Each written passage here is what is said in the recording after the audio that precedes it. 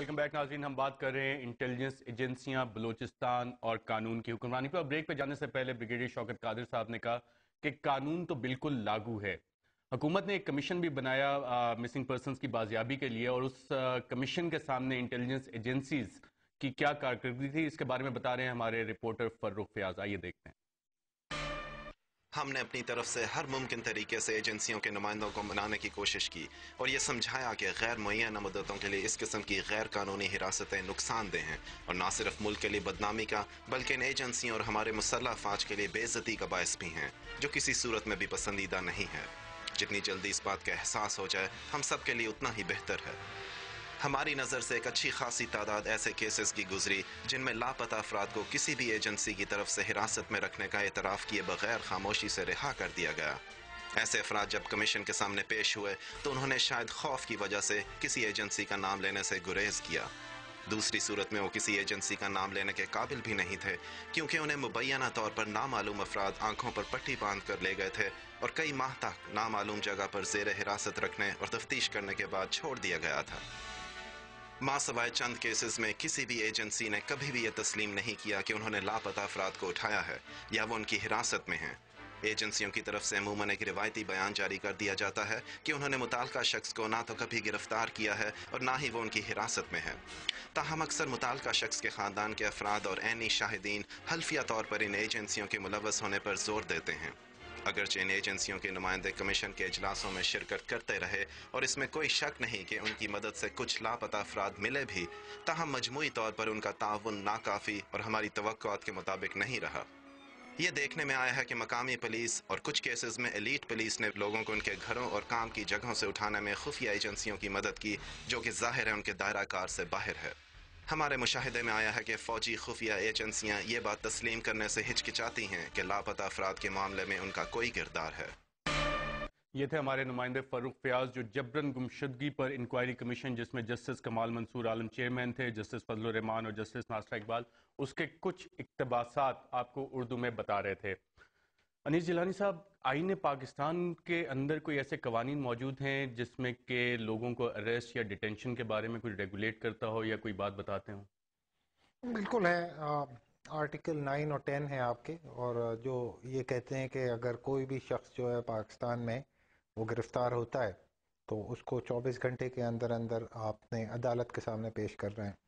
تو یہ آئین فالو کیوں نہیں ہو رہا؟ آئین پاکستان میں یہ چیز دی گئی ہے. آئین میں ہے، کرمنل پروسیجر کوڈ میں ہے، تو اس لیے یہ آپ کے قوانین میں تو ہے. اب بات ساری یہ ہے کہ اوبویسلی یہ فالو نہیں کیا جا رہا، اور اگر آپ پرائیویٹلی ایجنسی سے بات کریں تو ہو سکتا ہے وہ آپ کو یہ کہیں کہ یہ ملک دشمن عناصر ہیں، اس لیے لیکن ملک دشمن عناصر کے لیے بھی آرٹیکل 10 میں بڑا کلیئرلی لکھا ہوا ہے کہ ایک اپروپریٹ ریویو بورڈ ہوگا اور 3 مہینے سے زیادہ ڈیٹینشن آپ کر ہی نہیں سکتے کسی ایگزیکٹلی. بات ساری یہ کہ بے شک اگر پہلی بات تو یہ کہ ہم یہ کبھی بھی ثابت نہیں کیا گیا کہ یہ ملک دشمن عناصر ہیں، لیکن اگر کوئی شخص ملک دشمن بھی ہو تو بھی آپ قانون کی پاسداری کریں. یہی اس کا فائدہ یہ ہے.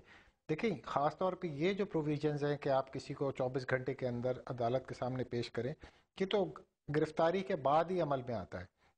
اور کسی کی شخص کی اگر گرفتاری ہوتی ہے تو وہ سیریس اوفینسز میں ہی ہوتی ہے. تو اس لیے کوئی سیریس اوفینس میں انوالوڈ ہوگا ایلیجڈلی تو اس کے بعد ہی اس پر عمل درآمد کی ضرورت ہے. اور اس پہ کئی دفعہ یہ بھی کہا جاتا ہے کہ جی ہم جو عدالتیں ہیں پاکستان کی وہ لوگوں کو رہا کر دیتی ہیں. مطلب یہ بھی ایک کرٹیسزم ہے نیوزیلینڈ کہ ہم صاحب اس ایشو پہ بھی آتے ہیں کہ کیونکہ کچھ ہائی پروفائل ٹیررسٹ کیسز میں ایسا سامنے آیا، لیکن اس میں پروسیکیوشن کی بھی ویکنیسز مطلب یہ ہوں گی. کہا جاتا ہے کہ وہ مار اس لیے دیتے ہیں کیونکہ اگر ان کو عدالتوں کے سامنے پیش کریں تو وہ بری ہو لیکن وہ جاتے ہیں. جسٹیفائی تو کسی صورت میں بھی نہیں ہے. We Obviously. Have to follow the بالکل. Due process of law. Of course. Senator Malik Baloch صاحب، ہماری سینٹ نے، پارلیمنٹ نے ان کے بارے میں کیا کیا ہے؟ سر، میں سمجھتا ہوں کہ سینٹ میں مجھے ابھی 5 سال مکمل ہو گیا ہے.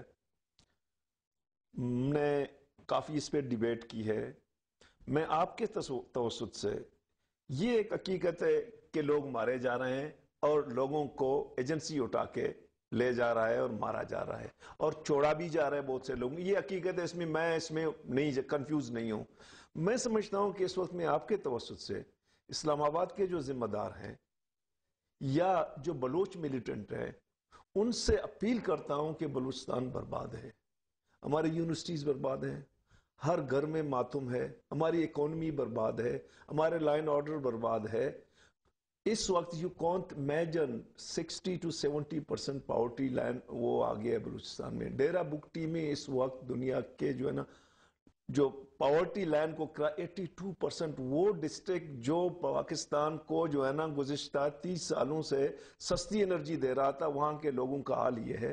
میں سمجھتا ہوں کہ بلوچستان کو اس وقت آگ لگ گئی جب مشرف نے نواب اکبر بگٹی کو دیوار سے لگایا اور اس کو جو ہے نا مار دیا. بلوچستان میں آلریڈی ایک سکول آف تھاٹ موجود ہے کہ ہم پاکستان کے ساتھ نہیں رہیں گے.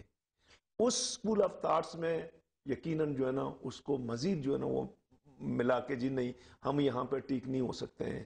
اب میں آپ کے توسط سے ہم نے سینٹ میں بھی آج بھی ہم نے واک آؤٹ کیا. میں تمام پارٹیوں کو مشکور ہوں کہ ان لوگوں نے جو ہے نا بلوچستان کے ان بچوں کی ان ماؤں کی جو ان پہ آگ لگی ہوئی ہے ان کے پاس آئے، ان کو تسلیاں دی تمام پارٹیوں نے. لیکن میں پھر یہی اپیل کرتا ہوں کہ اس کا حل یہ نہیں ہے کہ ہم بیٹھ کے روزانہ اس پہ مسنگ پرسنز پہ پروگرام کریں.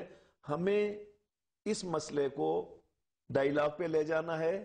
بلوچستان میں جو آپریشن ہے سینیٹر صاحب بحیثیت صحافی ہم تو یہی کر سکتے ہیں نا کہ اس پہ بات چیت کریں. کام تو آپ لوگوں نے کرنا ہے. سینٹ کا فورم آپ کے پاس موجود ہے، پارلیمنٹ موجود ہے، آئین پاکستان موجود ہے، اس کی اپلیکیشن کی ہم لوگ بات کر رہے ہیں. ناظرین یہاں پہ ہم ایک وقفہ لیں گے اور اپنی گفتگو جاری رکھیں گے کہ پاکستان کی انٹیلیجنس ایجنسیز کیا کسی قانون کے تحت ہیں یا کہ رول آف لا کی وائلیشن پہ بلیو کرتی ہیں. ایک وقفے کے بعد